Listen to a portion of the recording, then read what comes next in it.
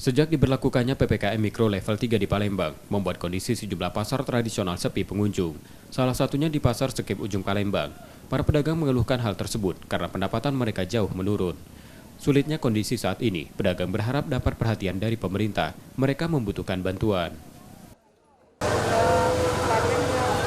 Turunnya ya banyak, ya enggak mesti lah, buyur baik. Harapan kita ya biar selesai kayak bisa normal lagi tak dulu. Ya jelas kita imbau kepada pemerintah secara khususlah kami pedagang. Ini kan dampaknya sungguh luar biasa. Tolonglah pemerintah supaya diperhatikan.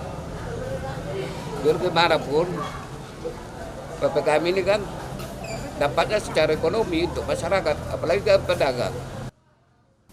Selama penerapan PPKM Mikro level 3 di Palembang, aktivitas pasar yang semula mulai pukul 6 pagi hingga pukul 4 sore dibatasi hingga pukul 1 siang. Nur Muhammad, Kompas TV, Palembang, Sumatera Selatan.